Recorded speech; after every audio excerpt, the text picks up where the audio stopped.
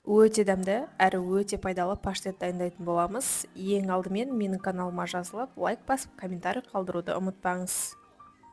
Ол үшін бізге пияз, сарымсақ, сәбіз, қолдың майы, бауыр және де әртүрлі перецтер, тұз қажет болады.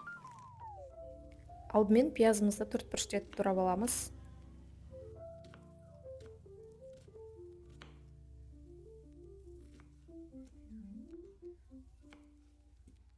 Одан кейін сәбізімізді дәл пияз сияқты төртбұрышты етіп турап алатын боламыз.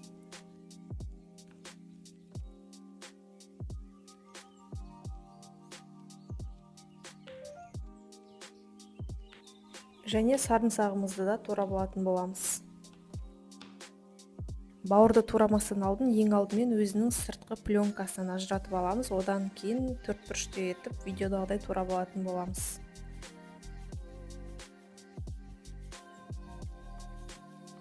Барлығын турап болғаннан кейін келесі кезекте барлық ингредиенттерді қуырып алатын боламыз. Паштетіміз максимально пайдалы болу үшін қуыруға жылқының қазылық майын қолдандым. Алдымен пиязымызды кішкене қызартып қуырып аламыз.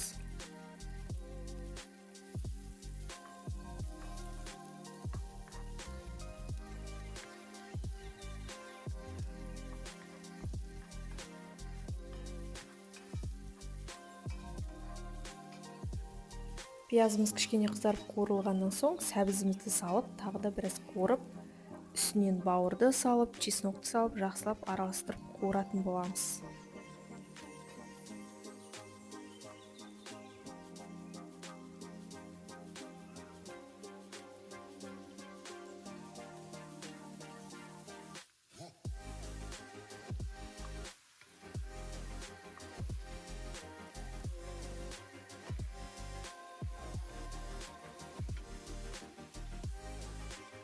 Бауырымыз жақсылап қуырылғаннан кейін дәміне қарай тоз бұрышымызды салып аламыз. Және қайнаған су құятын боламыз.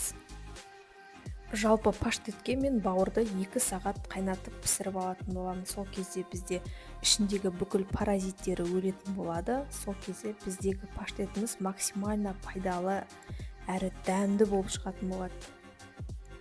2 сағаттың ішінде суы тартылып, толықтай пісіп шығады, және де блендерге барлығын салып, ыстық күйінде блендерлеп алатын боламыз.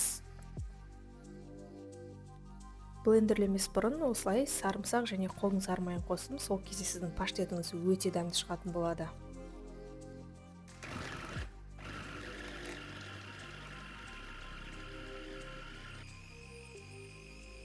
Паштетіміз дайын, дәл видеодағыдай консистенция болып шығу керек.